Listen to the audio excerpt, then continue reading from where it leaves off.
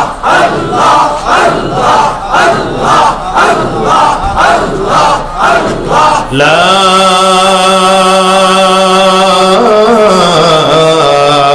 ইলাহা ইল্লাল্লাহু মুহাম্মাদুর রাসূলুল্লাহ।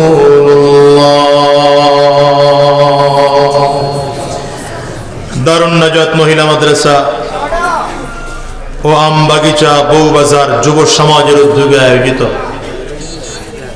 আজকের এই একদিন ব্যাপী ষষ্ঠ বার্ষিক ওয়াজ মাহফিলের মুহতারাম সম্মানিত সভাপতি, সম্মানিত প্রধান অতিথি, বিশেষ অতিথি বৃন্দ, মঞ্চে উপস্থিত হযরত উলামায়ে কেরাম সহ অন্যান্য নেতৃবৃন্দ, সম্মুখপানে সমবেত দিন প্রিয়, ইসলাম প্রিয়, দিনদার ইমানদার মুমিন মুসলমান মর্দে মুজাহিদ ভাইরা, মুরব্বী বাবা জিরা, যুবক বন্ধুরা, কচি কাঁচা মাসুম বাচ্চারা, পর্দার অন্তরালে অবস্থানরতা সম্মানিতা শ্রদ্ধা মা ও বোনেরা, আল্লাহ পাকের শুকর যে আল্লাহ তাআলা আপনাকে আমাকে অত্যন্ত দয়া করে, মায়া করে, মহাব্বত করে ভালোবেসে আজকের এই কোরআনী মজলিসে, জান্নাতি বাগানে, ইমানদারদের মজলিসে, আল্লাহ ওয়ালাদের মজলিসে, বিশেষ করে আল্লাহ পাকের জাকিরিন ও শাকিরিন বান্দাদের মজলিসে যে রব্বে করিম, মওলাই করিম আপনাকে আমাকে আসার বসার তৌফিক দান করেছেন,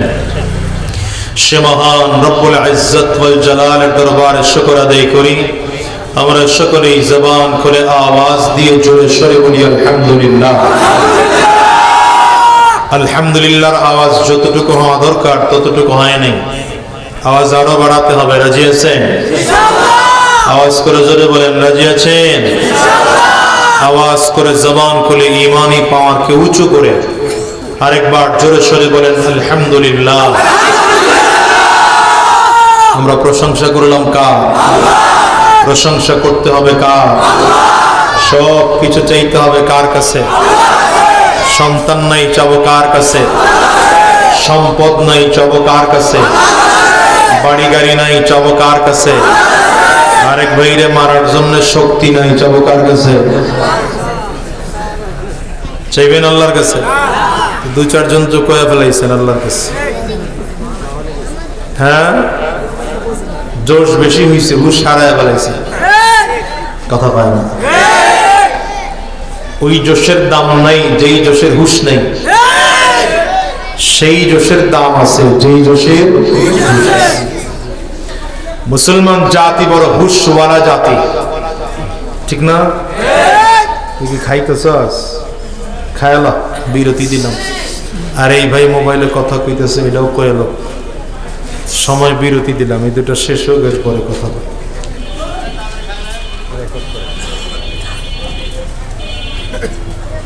না না, খাওয়াইছে খাওয়াইছে, আপনার কথা শেষ হয়েছে ভাই।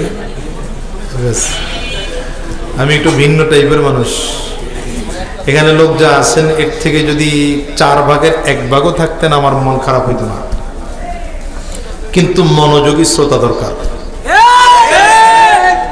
আর যদি এখানে এখন যা আছেন এর থেকে আরো 4 গুণ লোক বেশিও হয়, কিন্তু মনোযোগী শ্রোতা না থাকলে তাহলে আমি কথা বলতে পারবো না। এই জন্য খুব লম্বা সময় কথা বলবো না, খুব অল্প সময় কথা বলবো। শরীরের গতি খুব ভালো না, আপনারা ভালো রাখেন নাই। প্রতিদিন এই 2টা-4টা করে প্রোগ্রাম, এটাও তো একটা শরীর ভাই। কই যায় যুবক লোক, কই যায়? হ্যাঁ, আচ্ছা ঠিক আছে। সুতরাং এই গতকালকে প্রোগ্রাম শেষ করে 3 প্রোগ্রাম করে রাত্রে ফজরের সময় বাসায় ঢুকছি। ফজরের নামাজ পড়ে ঘুমাইছি, 9টায় উঠছি। কতটুকু ঘুমাইছি হিসাব করেন এবার আপনারা। ঘুমায় গেছি নামাজ পড়াইতে জুমা, উত্তরা 9 নম্বর সেক্টরে। শেষ করে মাগরিবের নামাজ দৌড়াইতে দৌড়াইতে গিয়ে পড়ছি আশুলিয়া। মাগরিবের পরে বয়ান, এরপরে দৌড়াইতে দৌড়াইতে আসছি হলো রাস্তা এক জায়গায় এশার নামাজ পড়া, এই যে ভাকুরতা, ওখানে এসার পরে এরপরে আবার আসলাম আপনাদের এখানে। এইখানে এসে একটু চা খাওয়ার সুযোগ পেয়েছি আর কি।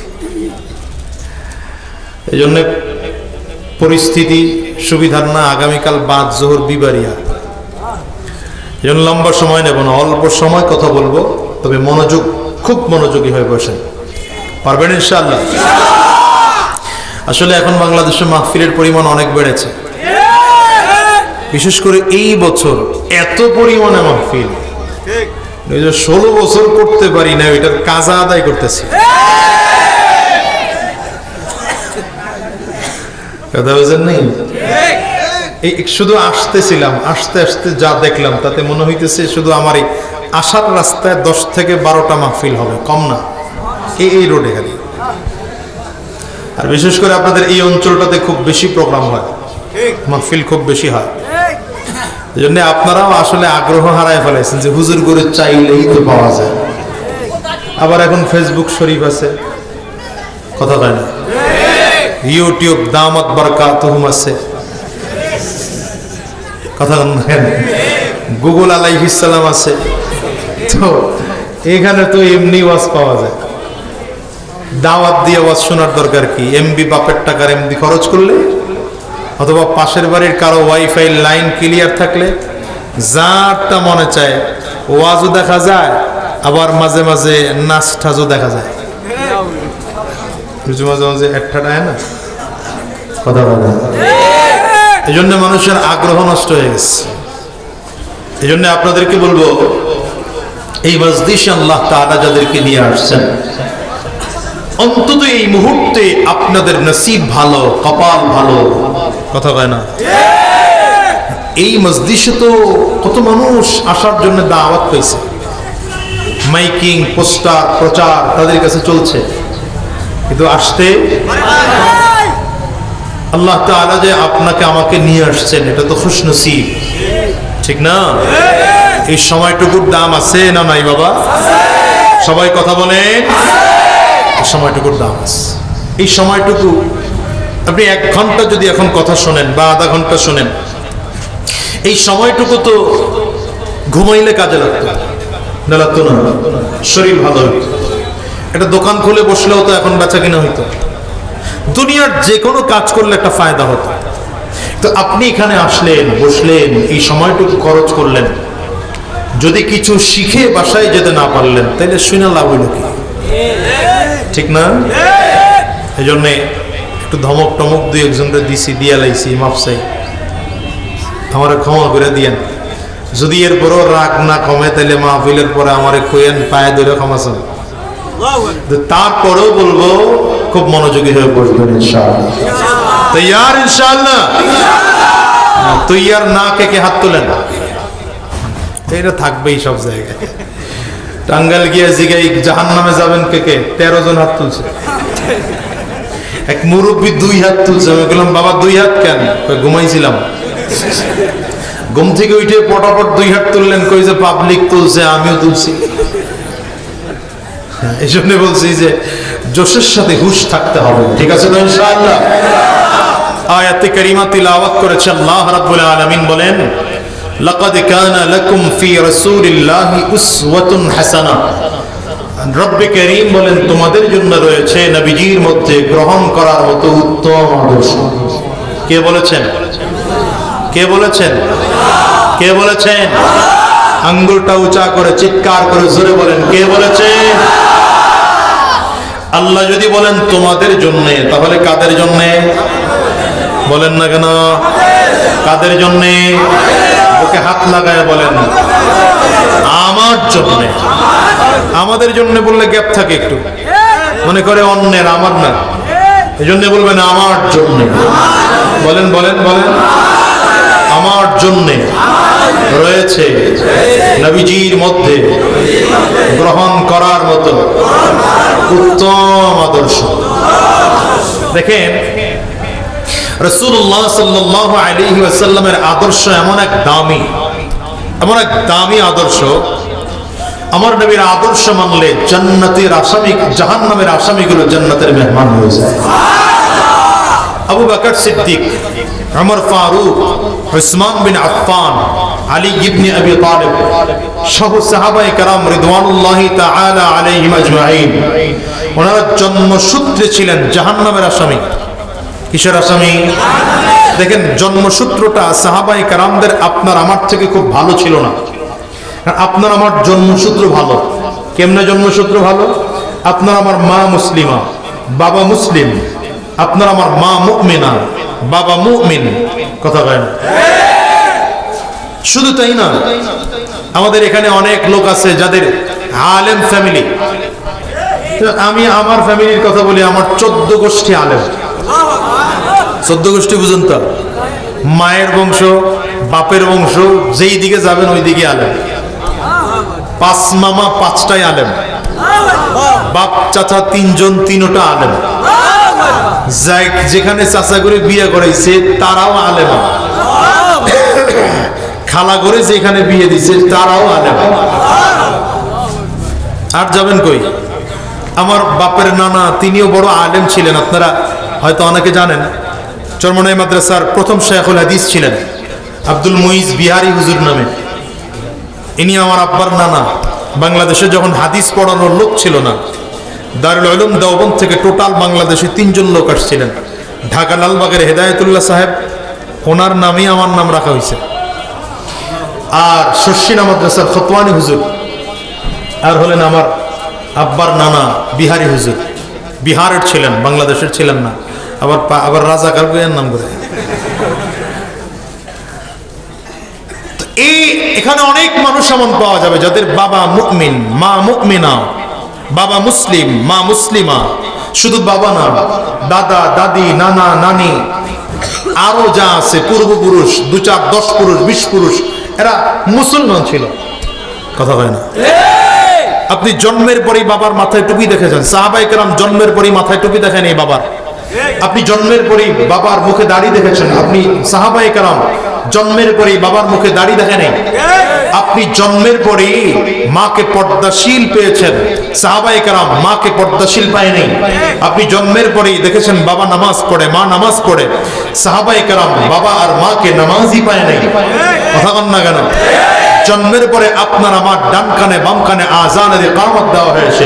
সাহাবায়ে কেরামদের ডান কানে বাম কানে আযানের ইকামত দেওয়া হয়নি। জন্মসূত্র থেকে আমরা আযানের শব্দ শুনি, তিলাওয়াতের শব্দ শুনি।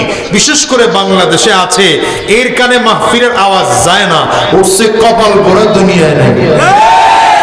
মাহফিলের আওয়াজ যায়, কোরআনের তিলাওয়াতের আওয়াজ কানে বাজতেছে। সাহাবায়ে কেরামদের যুগে এই অবস্থান ছিল।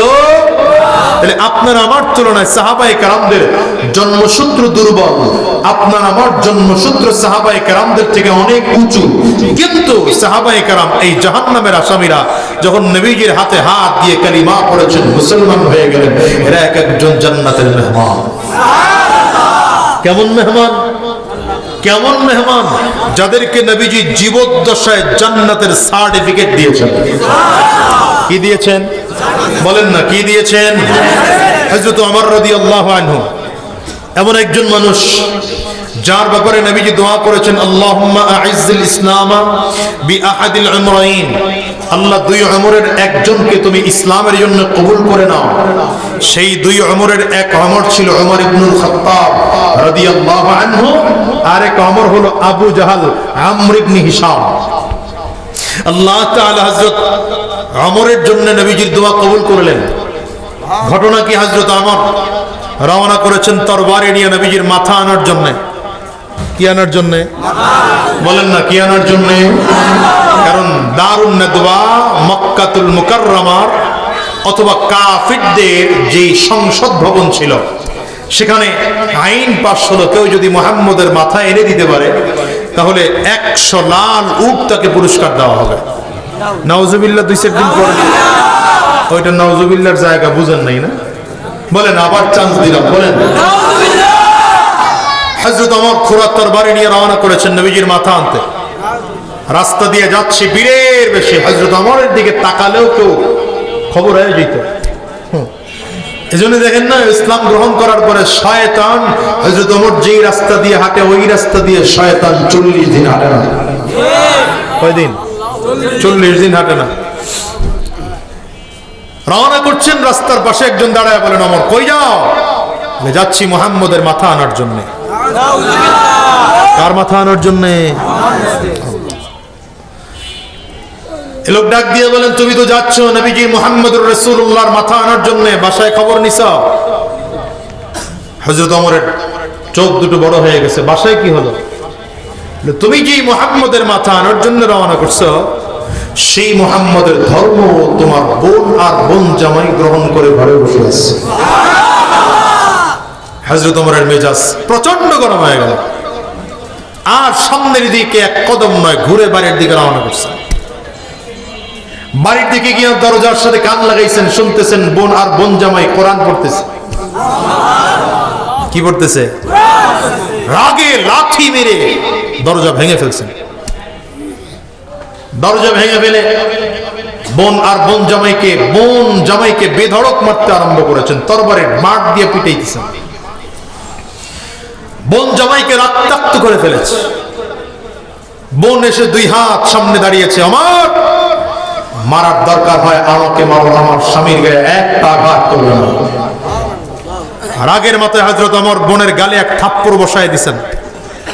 বোনের ঠোঁট ফেটে রক্ত টপ টপ করে পড়া শুরু হয়েছে। বোন রক্ত পড়তেছে আর কাঁদতেছে আর ডেকে বলেন, আমার তোমার শরীরেও যার রক্ত, আমার শরীরেও তার রক্ত।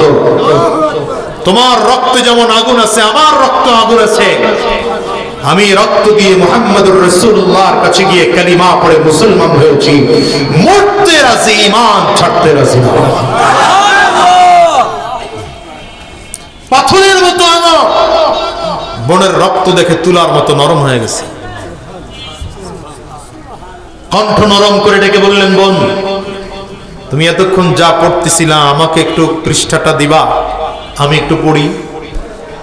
বোন এবার শক্ত হয়ে গেছে, সাবধান, তোমাকে দেওয়া যাবে না, তুমি নাপাক। কোরআনে আল্লাহ তাআলা বলেছেন, লা ইয়ামাসসুহু ইল্লাল মুতাহহারুন। নাপাক অবস্থায় এই কোরআন ধরা যাবে না, পাক অবস্থায় ধরতে হবে। হযরত ওমর বললেন, তাইলে আমি পাক হতে চাই, কি করে পাক হব? বোন বলেন, তাইলে আমি পদ্ধতি শিখিয়ে দিচ্ছি, পদ্ধতি অনুযায়ী গোসল করো, পাক হও, পবিত্র হও। এরপরে পবিত্র কাপড় পরিধান করো, তারপরে কোরআনের কাছে আসো। ঠিকই হযরত ওমর সুন্দর করে গোসল করেছে, পাক পবিত্র হয়েছে, পবিত্র কাপড় পরিধান করে হযরত ওমর এবার বোন পৃষ্ঠাটা দিয়েছেন। হযরত ওমরের পৃষ্ঠাটা হাতের মধ্যে নিয়ে পড়তেছে, কোরআনের আয়াত পড়তেছে। কোরআনের আয়াত তো একটা মুআজিজা, কোরআনের আয়াত এক মুআজিজা। রাসূলুল্লাহ সাল্লাল্লাহু আলাইহি ওয়াসাল্লামের জিন্দেগীর যতগুলো মুআজিজা, এর মধ্যে শ্রেষ্ঠ মুআজিজা হলো কোরআন। বলেন, শ্রেষ্ঠ মুআজিজার নাম কি? আরো জোরে বলেন, আরো জোরে বলেন। এই কোরআন তো জমিনে আসছে খালি ঘরে পাঠায় রাখার লাগে নাকি? বাবার মৃত্যুবার্ষিকীতে নামাবেন, মায়ের মৃত্যুবার্ষিকীতে নামাবেন, তাও নিজে আবার পড়বেন না। যদি পড়লে সওয়াব হয়, হুজুর করে ডাইকা আইনা 10 মসজিদের ইমামরে বলবেন, হুজুর আপনারা পড়েন, আমি বাজার করতে গেলাম। কথা কন না কেন? কপালে কত বড় ঠাডা পড়লে অবস্থা হয়, কথা কয় না। ঠাডা চিনেননি? ঠাডা আপনারা লোকজন চিনবেন না। আমাদের বরিশালের লোক বলে ঠাডা, ওই যে আরে বজ্রপাত, বুঝেন নাই? কপালে বজ্রপাত হইছে আর কি। জন্য কোরআন হুজুরের পড়তে দিয়া উনি বাজারে গেছে। বাজারে গিয়া লোক বাজার টাজার কই নাই না, হুজুর করে, হুজুর তাহলে এবার জানগা মসজিদে, পরে দুপুরের পরে খাওয়া দাওয়া করবো না ইনশাআল্লাহ। দুপুরের খাওয়া দাওয়া করে হুজুরের হাতে 1000 টাকার নোট ঢুকাই দিয়ে মনে করছে বিশাল জান্নাত কিনা ফেলাইছে, মোটেও কিনো নাই। কথা বলেন না কেন? তুমি জান্নাতের কিনবা তো দূরের কথা, ধারে কাছেও যেতে পারো না। তুমি যদি হুজুরকে না ডাইকা নিজ বাবার কবরের সামনে দাঁড়ায় যা পারো সূরা ফাতিহা টুকু পড়তা, সূরা ইখলাস টুকু পড়তা, তোমার বাবার কবরে সওয়াব পৌঁছাইতো। ঠিক না? এই কোরআন হলো নবীজির শ্রেষ্ঠ মুআজিজা। আরেকটা, মোবাইল টোবাইল টিপেন না, এটা রেখে দেন, থুয়ে দেন না, ফোন দিলেও থুয়ে দেন, এখন মেসেজ দিয়ে দিবেন আমি মাহফিলে আছি, ফোন তো আমারটাই হয়। তো এবার রাসূলুল্লাহ সাল্লাল্লাহু আলাইহি ওয়াসাল্লামের দ্বিতীয় নম্বর আরেকটা শ্রেষ্ঠ মুআজিজা হলো মিরাজ। কি বলেন? কি? যেহেতু এখন রজব মাস চলছে, এজন্য মিরাজের কথা একদম না বলেই না। মেরাজে নবীজি রওনা করেছেন। এই এখনকার যুগে মেরাজের আলোচনা আসলে প্রচুর প্রশ্নের সম্মুখীন হতে হয়। হুজুর মেরাজের সবে মেরাজের নামাজ কয় রাকাত? আবার কেউ জিজ্ঞেস হুজুর কোন কোন সূরা দিয়ে পড়তে হয়? আবার কেউ জিজ্ঞাসা করে হুজুর সূরা ফাতিহার সাথে কোন সূরা মিলাবো? আবার কেউ এসে জিজ্ঞাসা করে হুজুর খালি নামাজ পড়লে হবে না, আর কোনো ইবাদত আছে? আমি তাদের জন্য সহজ ভাষায় উত্তর দেই, শবে মেরাজের সর্বশ্রেষ্ঠ ইবাদত হলো 5 ওয়াক্ত ফরজ নামাজ আদায় করা। কারণ পৃথিবীর কোন ইবাদতকে আল্লাহ তাআলা নবীকে আসমানে নিয়ে নাজিল করেন নাই, ফরজ করেন নাই। রোজা ফরজ হয়েছে নবী তখন জমিনে, যাকাত ফরজ হয়েছে নবী জমিনে, মদ হারাম হয়েছে নবী জমিনে। কথা বলে না কেন? সুদ হারাম হয়েছে নবী জমিনে, ঘুষ হারাম হয়েছে নবী জমিনে, পর্দা ফরজ হয়েছে নবী জমিনে, রোজা ফরজ হয়েছে নবী জমিনে, যাকাত ফরজ হয়েছে নবী জমিনে, হজ ফরজ হয়েছে নবী জমিনে। কিন্তু নামাজ ফরজ করার জন্য আল্লাহ তাআলা হাবিবকে উর্দু ভ্রমণে নিয়ে গেলেন, মেরাজ করাইলেন 7 আসমানের উপরে নিয়ে, যেখানে আসমানের ফেরেশতারাও যেতে পারে না। কাবা কাউসাইনি আও আদনা, আল্লাহ তাআলা 2 ধনুকের কাছে, এর থেকে আরো কাছে নিয়ে নবীকে কাছে বসিয়ে কথা বলে 50 ওয়াক্ত নামাজ উম্মতের জন্য ফরজ করেছেন। কয় ওয়াক্ত পড়ি? কয় ওয়াক্ত? এলে বাকি 45 গেল কই? বাকি 45 হলো পয়গম্বর মুসা আলাইহিস সালাম। 6ষ্ঠ আসমানে নবীজি আসেন, মুসা আলাইহিস সালাম জিজ্ঞাসা করেন কি দিলেন আল্লাহ আপনার উম্মতরে? বলে 50 ওয়াক্ত দিবেন। নবী প্রচন্ড খুশি। পয়গম্বর মুসা আলাইহিস সালাম বলেন তাড়াতাড়ি আল্লাহর কাছে যান, গিয়া বলেন আমার উম্মত তো 3 ওয়াক্ত ছিল, তাই পড়ে নাই, আপনার উম্মত 5 ওয়াক্ত কমায় আনেন, 50 ওয়াক্ত কমায় আনেন। নবীজি আল্লাহর কাছে গেছেন, আল্লাহ বলেন ঠিক আছে 5 ওয়াক্ত কমায় দিলাম। আবার যান, আবার গেছে 5 ওয়াক্ত কমায় দিলাম। আবার যান, এমন করে করে 9 বার। কয়বার? মুরিব্বার সামনে আগায় বসেন, আপনার চেহারার দিকে দেখলে আমার কথা বের হবে। 9 বার যাওয়ার পর এবার আছে 5 ওয়াক্ত। মুসা আলাইহিস সালাম কয় আরেকবার যান। নবী বলেন আমার আর যেতে মনে হয় না, আমার লজ্জা লাগে, আমি এখন যাব না। এই উম্মতের জন্য 5 ওয়াক্ত নামাজ ফরজ হয়ে গেল। তবে আল্লাহ তাআলা বলেন যদিও নামাজ 5 ওয়াক্ত আপনার উম্মত করবে, তো আমি আল্লাহ তাআলা উম্মতের জন্য 50 ওয়াক্ত নামাজের সওয়াব দিয়ে দেব। এবং নামাজকে আল্লাহ তাআলা মেরাজে নিয়ে কেন ফরজ করলেন? এর বড় কারণ হলো নামাজের মাধ্যমে মেরাজের ফ্লেভার পাওয়া যায়। কি পাওয়া যায়? মেরাজের ঘ্রাণ পাওয়া যায়। নবী তো নবী, আল্লাহ তাআলা পৃথিবীর কাউকে মেরাজে নেননি, কোন নবীকেও নেননি। আল্লাহ তাআলা এটা আমার নবীর জন্য খাস করেছেন।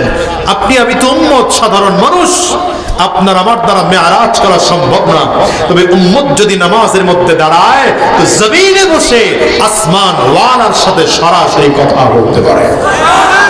তার মানে মেরাজের একটা ঘ্রাণ আছে। এজন্য হাদিসে কুদসিতে এসেছে, রব্বে কারীম বলেন, নবীজি বর্ণনা করেন, আসসামতুস সালাতা বাইনি ওয়া বাইনা আবদি নিসফাইন। قسمت الصلاة بيني وبين عبدي نصفين إذا قال العبد الحمد لله رب العالمين قال الله عز وجل حمدني عبدي وإذا قال العبد الرحمن الرحيم قال الله عز وجل أثنى علي عبدي رب كريم বলেন আমি আমার মাঝে বান্দার মাঝে নামাজকে দুটো সমান করে ভাগ করে দিলাম। বান্দা নামাজের মধ্যে দাঁড়িয়ে যখন পড়ে আলহামদুলিল্লাহি রাব্বিল আলামিন, পড়েন না আলহামদুলিল্লাহি রাব্বিল আলামিন, রব্বে কারীম বলেন আমার বান্দা আমার বড় প্রশংসা করলো। নামাজে দাঁড়িয়ে বান্দা বলে আর রহমানির রহিম, রব্বে কারীম বলেন আসনা আলাইয়া আবদি, আমার বান্দা আমার গুণকীর্তন বর্ণনা করলো। নামাজে দাঁড়িয়ে বান্দা বলে মালিক ইয়াউমিদ্দিন, রব্বে কারীম বলেন মাজ্জাদানি আবদি, আমার বান্দা আমার সম্মানের কথা বর্ণনা করলো। বান্দা নামাজে দাঁড়িয়ে বলে ইয়্যাকা না'বুদু ওয়া ইয়্যাকা নাস্তাঈন, হায় আল্লাহ, আমরা একমাত্র তোমার গোলামি করি, তোমারই কাছে সাহায্য চাই। রব্বে কারীম বলেন, হাদা বাইনি ওয়া বাইনা আবদি ওয়া লি আবদি মা সাআল। এটা বান্দা কিছু আমার জন্য বলল, কিছু কথা বান্দা তার নিজের জন্য বলল। আল্লাহ বলেন, বান্দা নিজের জন্য যা যা বলেছে আমি আল্লাহ বান্দার সবগুলো দিয়ে দিলাম। ওই যে ইয়াকা না'বুদু বলেছে বান্দা, আল্লাহ বলেন বান্দা এটা আমার জন্য বলেছে। ওয়া ইয়াকা নাস্তাঈন বলেছে বান্দা এটা তার নিজের জন্য বলেছে। আল্লাহ বলেন বান্দা নিজের জন্য যা যা চাইলো আমি আল্লাহ বান্দাকে তা তা দিয়ে দিলাম। এবার আল্লাহ তাআলা বান্দা বলতেছেন, এবার বান্দা বলে, ইহদিনাস সিরাতাল মুস্তাকিম সিরাতাল লাযীনা আন'আমতা আলাইহিম গায়রিল মাগযুবি عليهم ولا الضالين।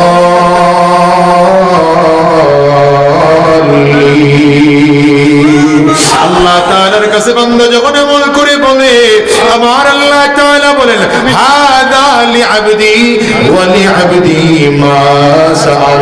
এটা বান্দা নিজের জন্য বলেছে, নিজের জন্য যা যা বললো আমি আল্লাহ বান্দার সব দিয়ে দিলাম। তাইলে আল্লাহ তাআলা নবীকে মেরাজে নিয়ে নামাজ ফরজ করলেন কেন?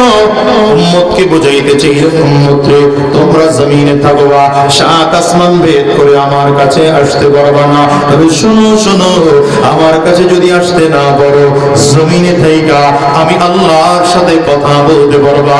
নামাজ দিয়ে দিলাম, নামাজে দাঁড়াও, সরাসরি আমি আল্লাহর সাথে কথা বলার সুযোগ না। ঠিক না? ঠিক না? তাইলে মিরাজের সবথেকে উত্তম আমল কি বলেন তো? 5 ওয়াক্ত। বলেন কয় ওয়াক্ত নামাজ?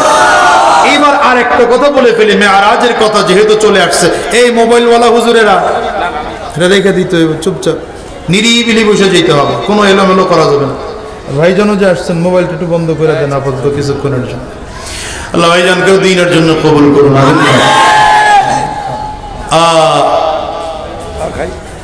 আদম আলাইহিস সালাম চা দিয়েন না, এই আপনারা বড় ভেজাল করেন,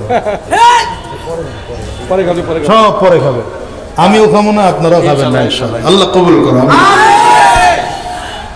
রাগ করছে?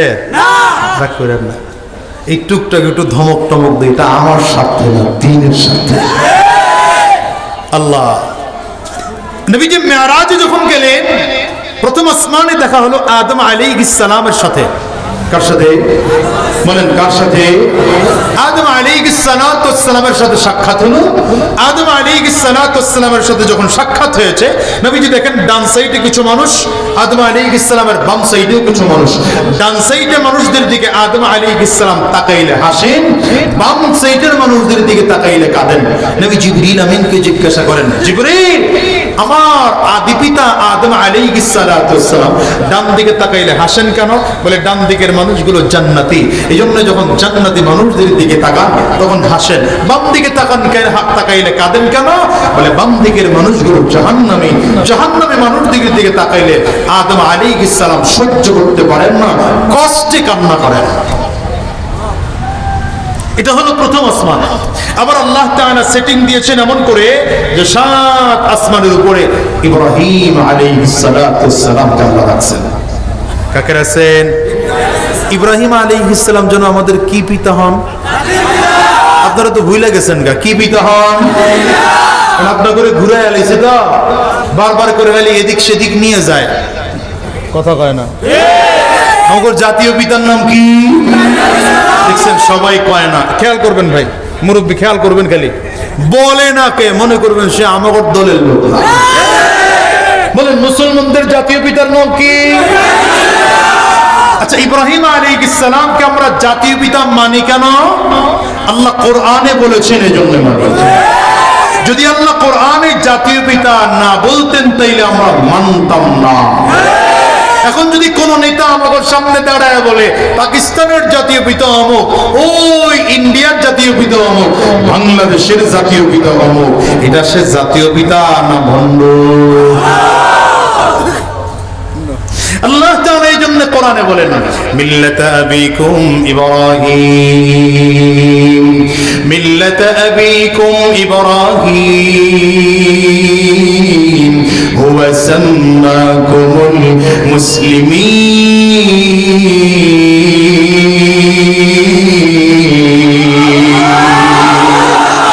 আল্লাহ তাআলা বলেন আমার পয়গম্বর ইব্রাহিম তোমাদের জাতীয় পিতা, তোমাদের জাতীয় পিতা তোমাদের নাম দিয়েছে মুসলমান।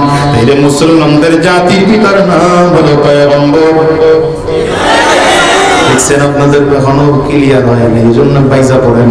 আবার বলেন মুসলমানদের জাতীয় পিতার নাম পয়গম্বর। আর জোরে বলেন পয়গম্বর। মুসলমানদের জাতীয় পিতার নাম পয়গম্বর ইব্রাহিম আলাইহিস সালাতু ওয়াস সালাম।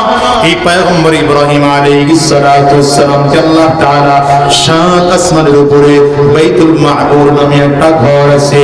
এটা কোন ঘর মুসলমান জানো?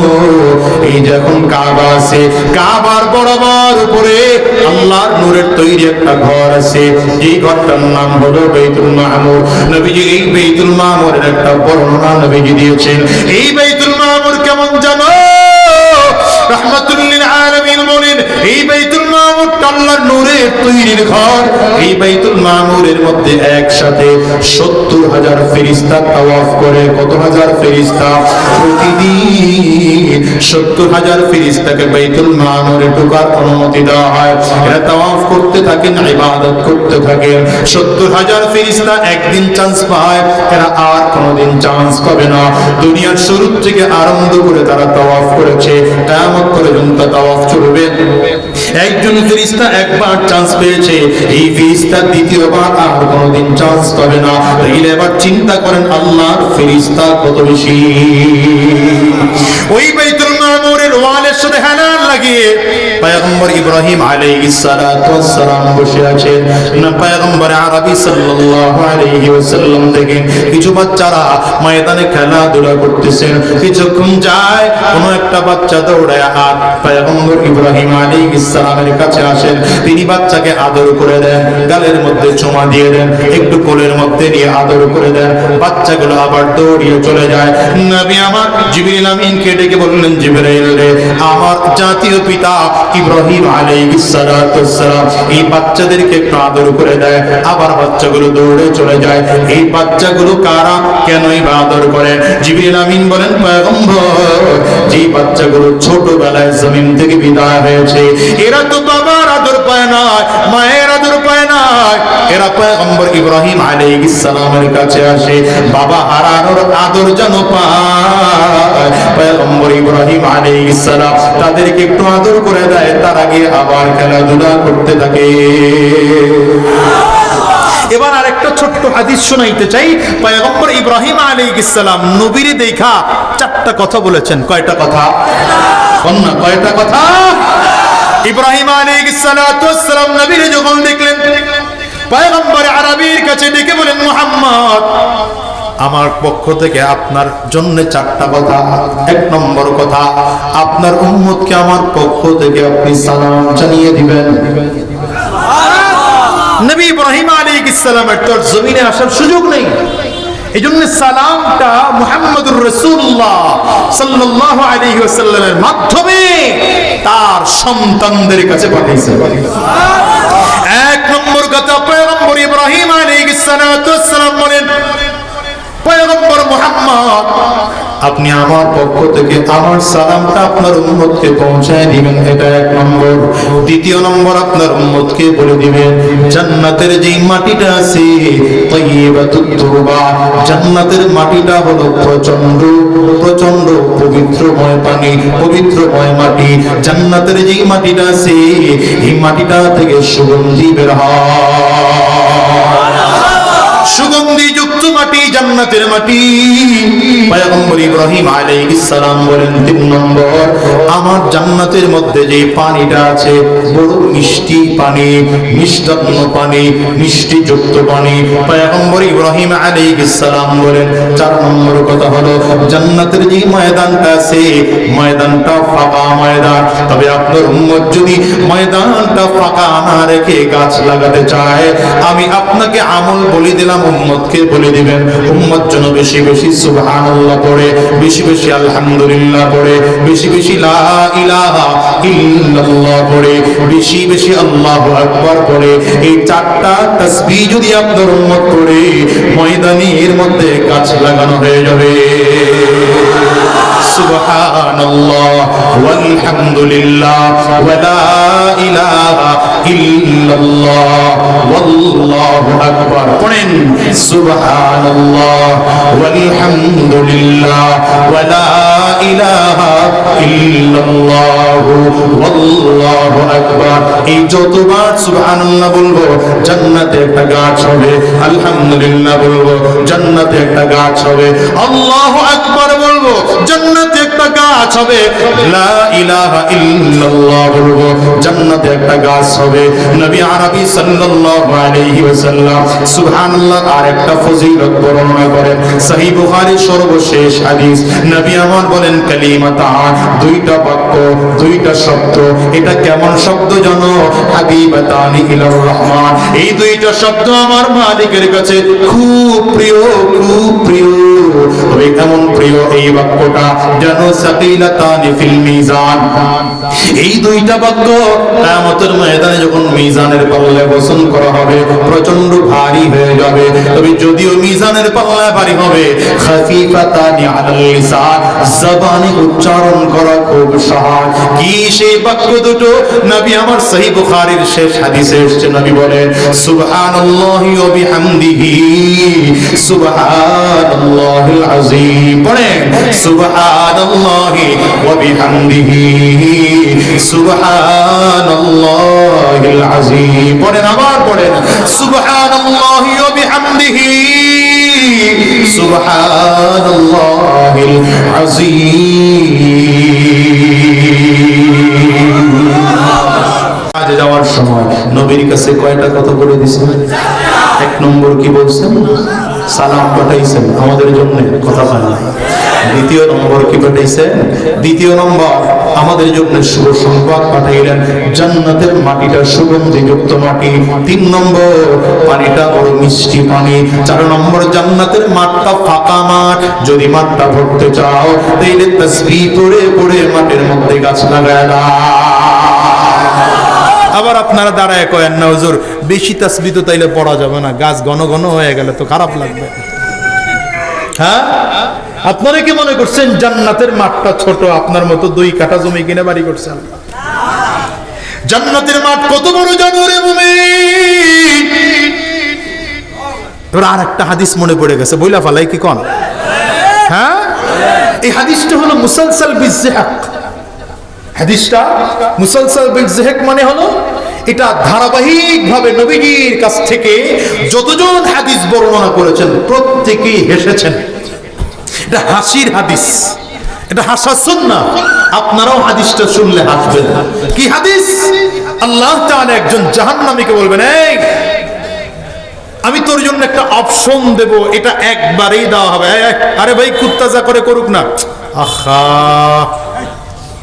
আমি কইছি না ঘাড়ও ঘুরাবেন না, ঘাড় ব্রেনে কিছু কথা নিয়ে বসছি, নাড়াচাড়া দিবেন ব্রেন কথা নষ্ট হয়ে যাবে। ঘাড়ও ঘুরাবেন না, খুব মনোযোগ দিয়ে বসেন। ও মাশাআল্লাহ, সময় অনেক আগে গেছে, অল্প সময়, তাহলে আর 10-15 মিনিট আছে ইনশাআল্লাহ, টেনশন নেই। আরে বুঝছি আপনারা 2 ঘন্টা বয়ান করলেও বসবেন, এটা বুঝতেছি, কিন্তু আমারও তো শরীর, খুব অল্প সময় শেষ করবো ইনশাআল্লাহ, খুব মনোযোগ দিয়ে বসে। এই হাদিসটা হলো কি হাদিস বললাম? হাসির হাদিস। মাশাআল্লাহ, এটা ধারাবাহিকভাবে নবীজিও হেসেছেন, সাহাবী বর্ণনা করেছেন তিনিও হাসছেন, তাবেঈন বর্ণনা করেছেন তিনিও হেসেছেন, যতজন মুহাদ্দিসিন আমাদের উস্তাদরাও যখন পড়িয়েছেন হাদিস তখন উস্তাদরাও হেসেছেন, আমরাও হাসছি।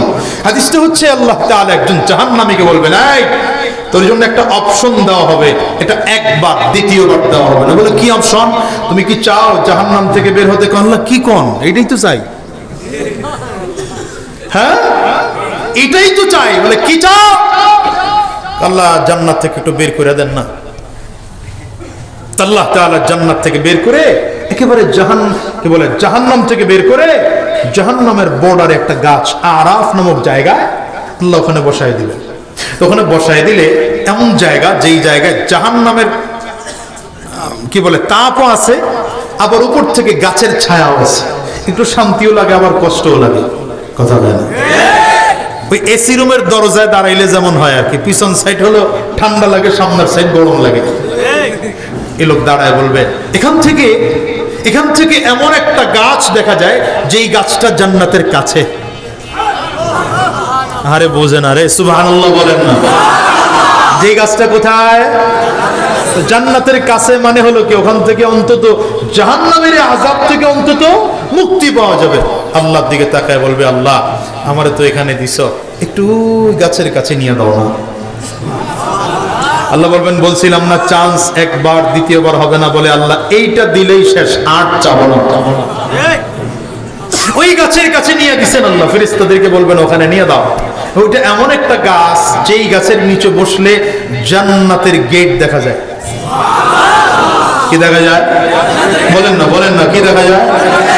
জান্নাতের গেটের ভেতর দিয়ে যে হুর আর গিলমান আসা যাওয়া করতেছে, হালকা হালকা মনে হয়, কথা হয় না, হালকা হালকা মনে হয় খাবার দাবার যাচ্ছে, দামি দামি জিনিসগুলো যাচ্ছে, জান্নাতের ডেকোরেশন কেমন মনে হয়, হালকা হালকা মনে হয়।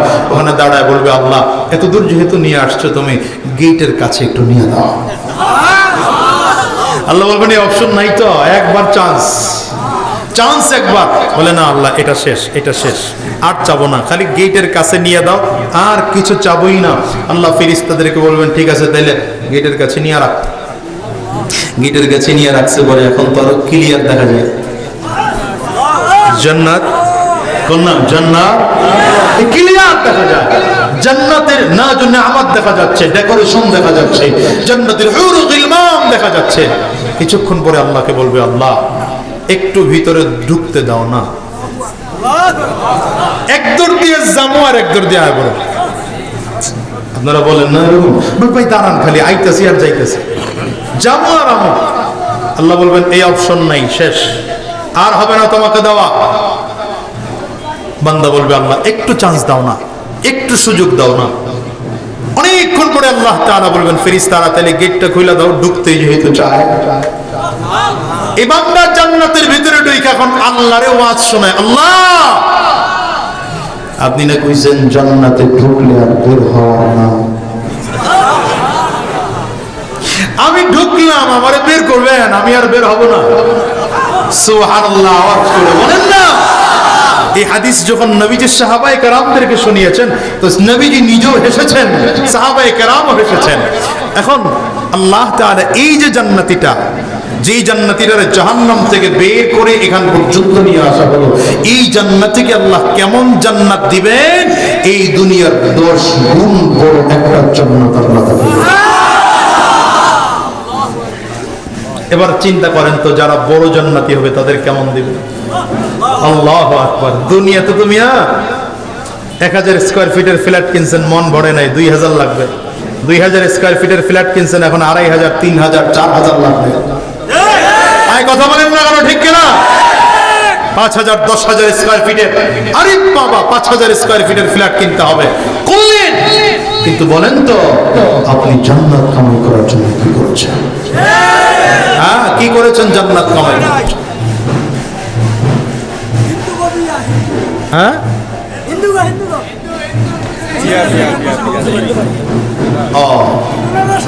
এদেরকে একটু বলেন কিছুক্ষণ পরে করুন, বরযাত্রী যাইতেছে। আল্লাহ, কোন কারবারে বললাম ভাইরা। এই জান্নাতীকে আল্লাহ যদি 10 গুণ বড় জান্নাত দেন, এই কথাটা বুঝাইতে গিয়ে হাদিসটা বললাম। তাইলে যে মানুষটা সুবহানাল্লাহ পড়বে, তার গাছ লাগানোর জায়গা কম করছে। আল্লাহ পড়েন, সুবহানাল্লাহ পড়েন, পড়েন আলহামদুলিল্লাহ, আল্লাহু আকবার, লা ইলাহা ইল্লাল্লাহ। যতবার পড়লাম ততবার সওয়াব। সুবহানাল্লাহ চিৎকার করে আওয়াজ করে বলেন, لقد كان لكم في رسول الله أسوة حسنة. لقد كان لكم في رسول الله أسوة حسنة. وذك رب كريم بلن وإنك لعلى خلق عظيم.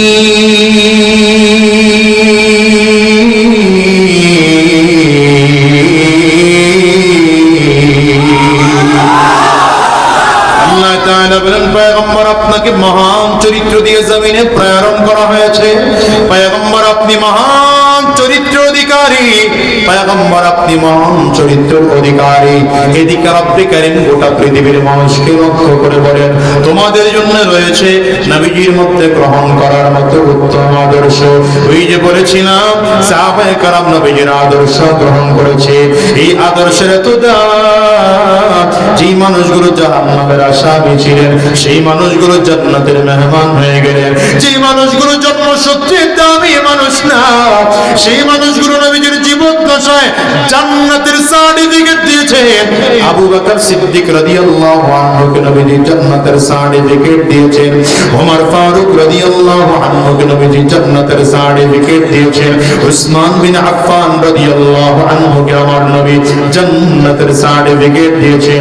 ওই যে সাহাবায়ে কেরামদের সামনে দাঁড়িয়ে নবী আমার ডেকে বলেন, ইন্নী লাআরাফু রাজুলান বিইসমিহি ওয়া বিইসমি আবিহি ওয়া উম্মিহি লায়াতি বাবান মিন আবওয়াবিল জান্নাহ ফায়ুকালু লাহু মারহাবান মারহাবা।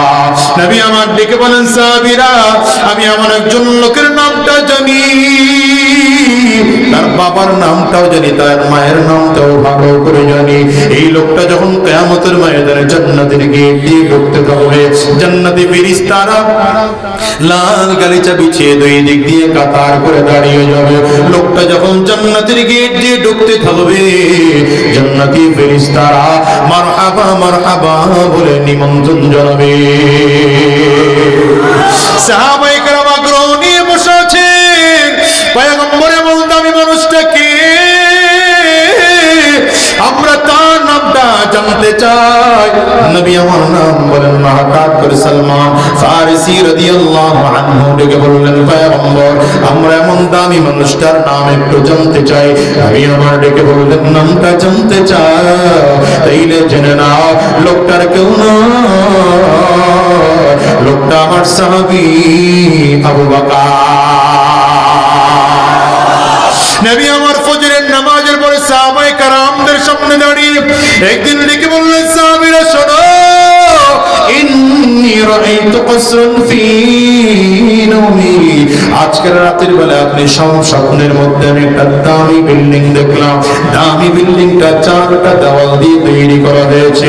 নবী আমার বলেন, একটা দেওয়াল মণিমুক্তা, একটা দেওয়াল জবরদস্ত পাথর দিয়ে তৈরি করা, একটা দেওয়াল স্বর্ণ দিয়ে তৈরি করা, আর একটা দেওয়াল ইয়াকুত পাথর দিয়ে তৈরি করা। নবী আমার বলেন, এত দামি বিল্ডিং দেখে জিজ্ঞাসা করলাম, লিমান হাদা, এত সুন্দর করে টাকা।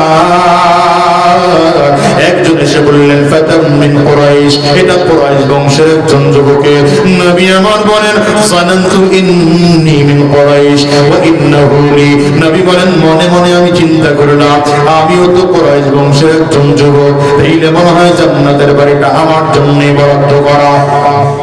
নবী আমার বলেন, চিন্তা করে এক কদম দুই কদম সামনের দিকে বাড়াইলাম, হঠাৎ করে আল্লাহর ফেরেশতা ডেকে বলেন, পয়গম্বর এই বাড়িটা আপনার নয়, এই বাড়ি আপনার সাহাবী আমরে।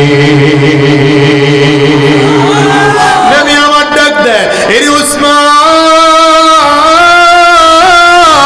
ইন্না লিকুল্লি নাবিয়্যিন রাফীকুন ফিল জান্নাহ ওয়া আনতা রাফীকি ফিল জান্নাহ।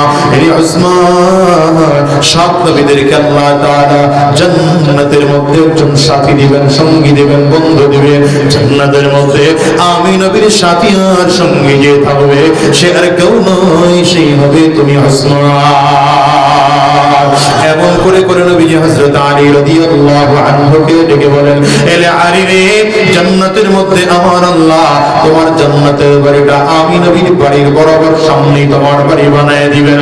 হযরত আলী বলেন, পয়গম্বর জান্নাতের বাড়িটা আপনার বাড়ির সামনে হবে না পিছনে হবে, আমার জানার বেশি প্রয়োজন না, আমার জানার সব থেকে বেশি দরকার নবী আমার মনটা যখন খারাপ হয়ে যায় আপনার সুন্দর চেহারার দিকে তাকাইলেই মনটা ভালো হয়ে যায়। ওগো নবী আমার, জান্নাতের মধ্যে গিয়ে যদি আপনারা দেখতে মনে চায়, মনে চাইলে আপনার সুন্দর চেহারা দেখা যাবে রে। নবী আমার ডেকে বলেন, আলী রে, আমার আল্লাহ তাআলা জান্নাতের বাড়িটা এমন সুন্দর করে সিটিং আর ফিটিং করে দিবে। তুমি জানালার পর্দা সরাইবা, দরজার পর্দা সরাইবা, সরাসরি আমি নবী চেহারা দেখতে পাইবা। এই সাহাবায়ে কেরাম তো দামি কেন হলেন মুসলমান জানো? একটাই মাত্র কারণ, নবীজির আদর্শবান হয়েছে। দুনিয়াতে থাকা অবস্থায় জান্নাতের মেহমান হয়ে গেলেন। নবীজি দুনিয়ায় থাকা অবস্থায় জান্নাতের সার্টিফিকেট দিয়ে দিলেন। ওই দুনিয়ার যুবকরে হিসাব দিলে দেখো, তুমি আর আমিও যদি নবীজির আদর্শবান হতে পারি, নবীজির আদর্শে যদি আদর্শবান হতে পারি, নবীজির আদর্শে যদি আদর্শবান হওয়া যায়, দুনিয়াতে শান্তি পাওয়া যাবে, মৃত্যুর পরেও জান্নাত পাওয়া যায়। সাহাবায়ে কেরাম আমার নবীকে যেমন ভালোবাসতেন, তেমন আমার নবীর জন্য পাগল। সাহাবায়ে কেরাম ঘর ছাড়তে রাজি, নবী ছাড়তে রাজি না। টাকা পয়সা ছাড়তে রাজি, নবী ছাড়তে রাজি না। স্ত্রী তালাক দিতে রাজি, নবী ছাড়তে রাজি না। নবীর জন্য দুনিয়া যদি সব ছাড়তে হয়, এরপরে নবীকে ছাড়তে রাজি না। এই জন্যই তো রাহমাতুল লিল আলামিন যখন জমিন থেকে বিদায় হয়ে গেলেন, হযরত বিলাল নবীকে ছেড়ে মদিনা ছেড়ে রওনা করেছেন। রাহমাতুল লিল আলামিন যেদিন জমিন থেকে বিদায় হয়ে গেলেন, আবু বকর সিদ্দিক রাদিয়াল্লাহু আনহু সর্বপ্রথম ফজরের নামাজের ইমামতির মুসল্লায় দাঁড়িয়েছে। সাহাবায়ে কেরামদের চোখে পানি, আবু বকর সিদ্দিক রাদিয়াল্লাহু আনহুর চোখের কোটাও পানি। চোখ দিয়ে পানিগুলো বেয়ে বেয়ে পড়ে যায়। নামাজ শেষ করলেন আবু বকর, হযরত বিলাল দাঁড়িয়েছে। ভাইরে আবু বকর, আমি বিদায় নিয়ে এসেছি, সফরের সামানা রেডি করে নিয়ে আসছি। আপনি যদি আমার অনুমতি দেন, মদিনায় থাকবো না, মদিনা ছেড়ে চলে যাব।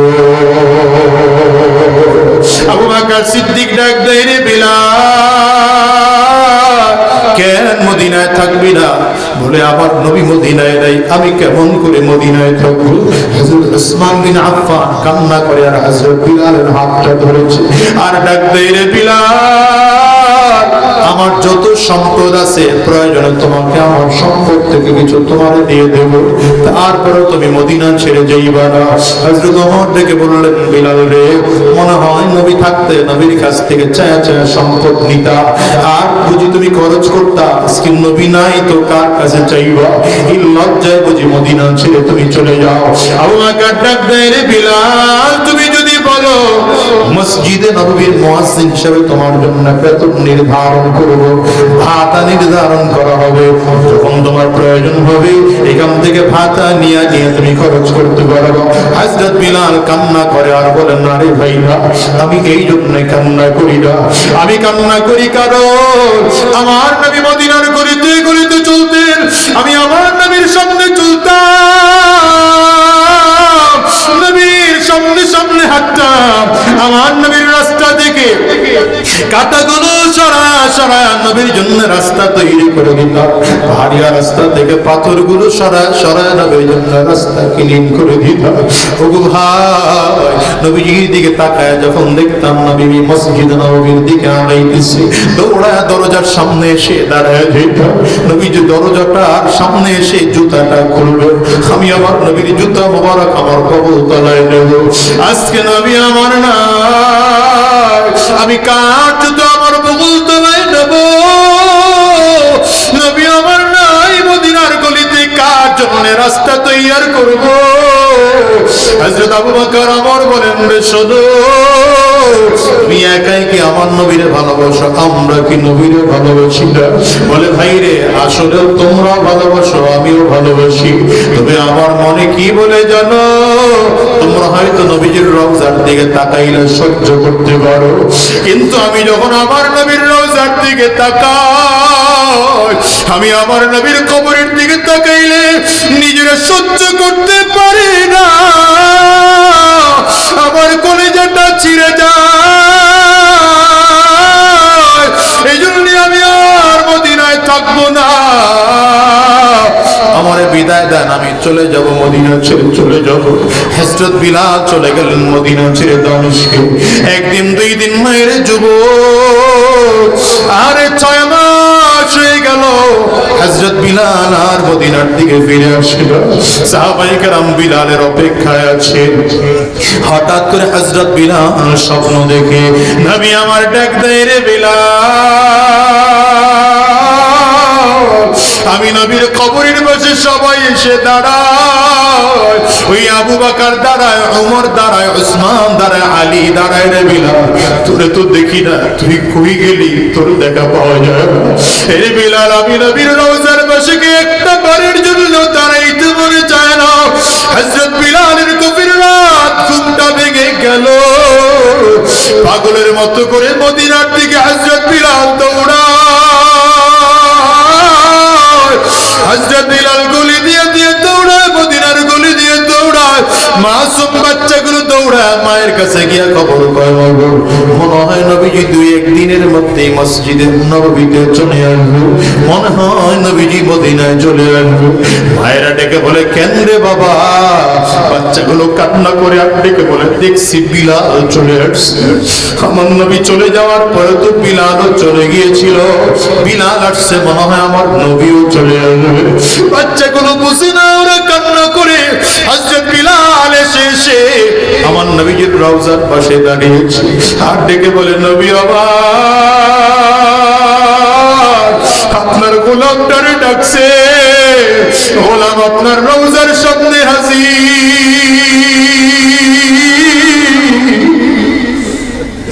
সাহাবায়ে কেরাম বিলালের দিকে তাকায় কান্না করে আর কয়, বিলাল কতদিন হয়ে গেল তোমার কণ্ঠে আজান শুনি না, একটু কে আজান দিয়ে শুনাই। হযরত বিলাল বলে, আগে আজান দিতাম, আমার নবী নামাজে সে ইমামতি করতে, এখন আজান দিলে তো আর আমার নবী ইমামতি করবেন না। আমি নবী, যেই নবী আজান দিলে যেই নবী ইমামতি করতে আসেন না, আমি বিলাল আজান দিলে যে নবী ইমামতি করতে আসবেন না, আমি এটা সহ্য করতে পারবো না, আমি আজান দিব না। ভাই আমাকে আজান দিতে বলো না। সাহাবায়ে কেরাম সব যখন দাঁড়ায় গেছে, হযরত বিলালকে বারবার করে বলে, ও বিলাল একটু আজান দাও। হযরত বিলাল বারবার করে বলে, আমি আজান দিতে পারবো না।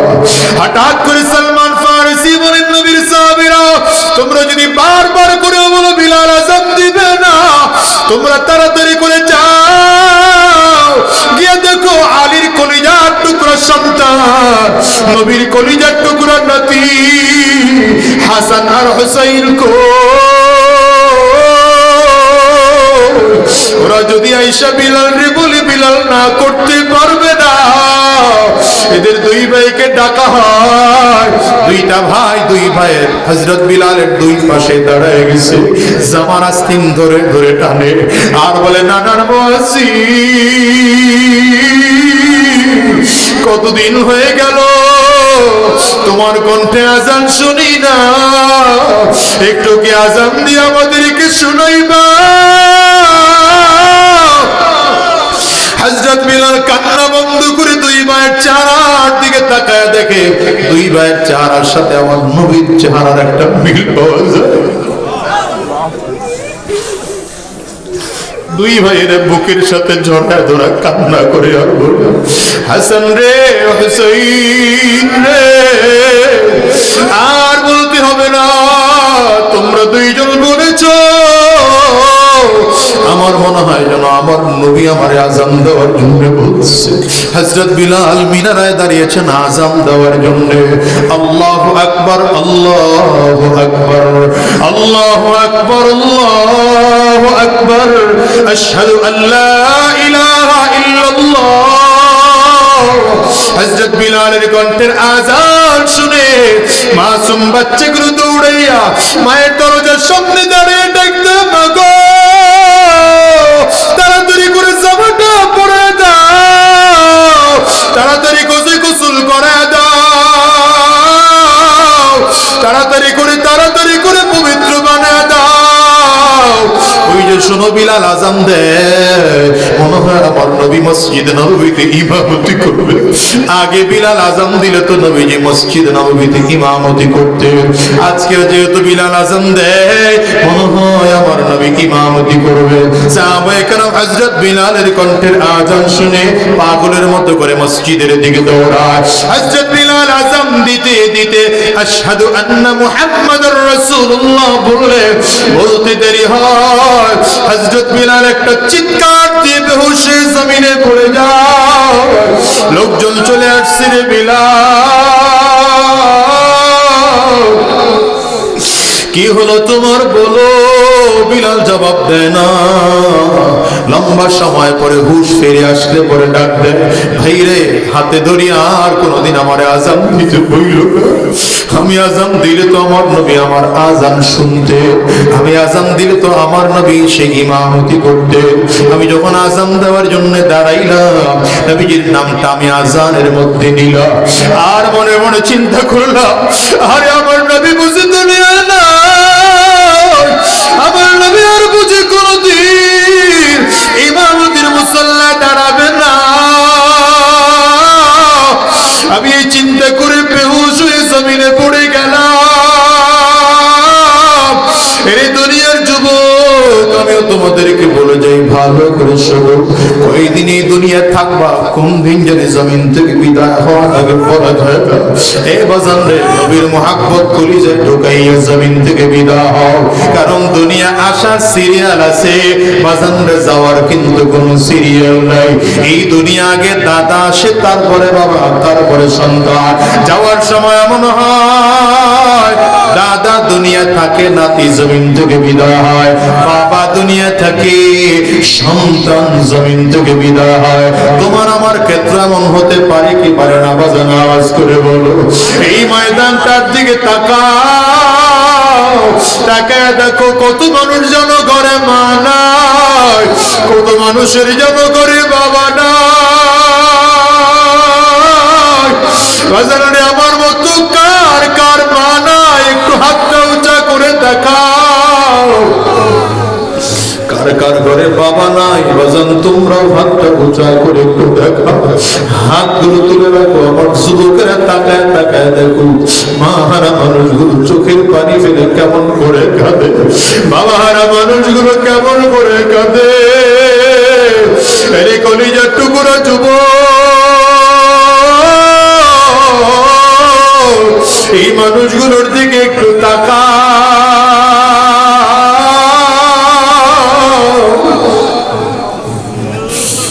এই মানুষগুলো হাত তুলেছে, এদের কারো ঘরে মা নাই, কারো ঘরে বাবা নাই, কারো ঘরে আব্বা আম্মা দুইজনের কেউ নাই। হায় রে, একদিন তোমাকে আমাকেও জমিন থেকে বিদায় হওয়া লাগবে। তবে যেদিন জমিন থেকে বিদায় হয়ে যাব, ঈমান নিয়ে যেতে পারবো কিনা জানি না। সাবধান করে বলি বাজান, কবর কিন্তু বড় ভয়ঙ্কর জায়গা। এই কবর বার করে বলে আনা বাইতুজ জুলমা, আনা বাইতুল ওয়াহদা, আনা বাইতুত তুরাব। কবর বলে আমি বড় একাকীর ঘর, আমি বড় অন্ধকার ঘর, আমি পোকামাকড়ের ঘর, আমার কাছে সাথী নাই বাতি নাই, দুনিয়ার কোনো কিছুই নাই। কবর বলে আমি শুধু চিনি আমল, ভালো আমল করে যদি আসতে পারো ভালো আচরণ করবো, আর যদি ভালো আমল করে আসতে না পারো কপাল পোড়ার দর। আমি কবর দুই দিকের মাটিগুলো একত্রিত হইয়া গুনাহগারের কবরটাকে এত জোরে চাপ মারবো, গুনাহগারের এক পাজরের হাড্ডি আরেক পাজরের মধ্যে নিয়ে পৌঁছাইয়া দেব। এই জন্য বাজারে আজকের ময়দানটা থেকে ওয়াদা করে যাও, আজকের মাহফিল থেকে ওয়াদা করো আর আরাম রাস্তায় চলবো না, আর শয়তানি রাস্তায় চলবো না, আর গুনাহের রাস্তায় কদম বাড়াবো না। যতদিন জমিনের মধ্যে বেঁচে থাকবো নবীজির আদর্শ মেনে মেনে চলবো, কোরআন অনুযায়ী নিজের জীবন চালাবো, ইসলামের পথে জীবন চালাবো। কারা কারা ওয়াদা করতে পারো বাজার, দুইটা হাত উঁচা করে আমার আল্লাহকে দেখা, আওয়াজ দিয়ে চিৎকার করে জোরে ডাকো আল্লাহ, আরো জোরে আল্লাহ।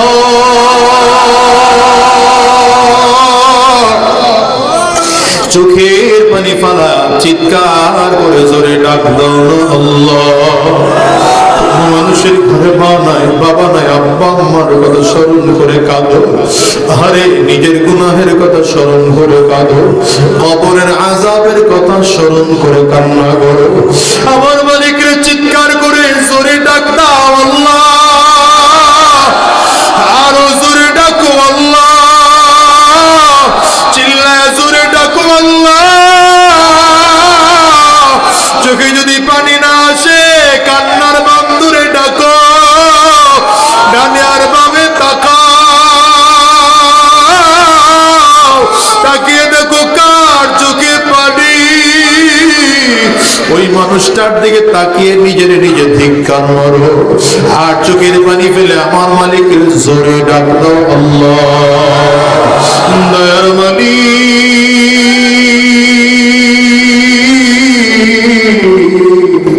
সবাই মিলে ওয়াদা করলাম হারাম রাস্তায় আর কদম বাড়াবো না, শয়তানি রাস্তায় কদম বাড়াবো না, গুনাহের পথে কদম বাড়াবো না।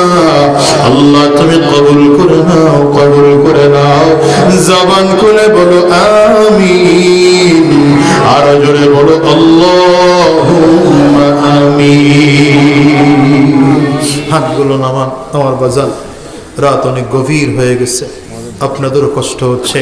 আমি যে কথা বুঝাতে চেয়েছিলাম, যতদিন এই জমিনে থাকবো আল্লাহর গোলামি করব, নবীজির আদর্শ অনুযায়ী চলবো। রাজি আছি তো ইনশাআল্লাহ? তবে এই মাদ্রাসার উদ্যোগে মাহফিল মাদ্রাসারা সুন্দর হোক, ভালো হোক, বড় হোক। তো ইয়ার কারা কারা দেখে হাতগুলো উঁচা করেন, ভালো করে দুই হাত উঁচা করেন, আমার সাথে পড়েন বিসমিল্লাহির রহমানির রহিম। জোরে বিসমিল্লাহির রহমানির রহিম। হাতগুলো পকেটে ঢুকিয়ে দেন। মোনাজাতের আগ মুহূর্তে দু চারজন রুমাল নিয়ে নেমে পড়েন তাড়াতাড়ি। কই মাদ্রাসার লোকজন কোথায়? রুমাল নিয়ে নামেন। 5 টাকা পারেন, 10 টাকা পারেন, 20 পারেন, 50 পারেন, 100 পারেন, 500 পারেন, যা পারেন এই মাদ্রাসার জন্য দান করা যান। এরপরই মোনাজাত হয়ে যাবে ইনশাআল্লাহ। হ্যাঁ তাড়াতাড়ি, হ্যাঁ খুব দ্রুত করেন, অত্যন্ত দ্রুত করেন, দেরি করা যাবে না। হ্যাঁ ভাই নামেন না, 2-4 জন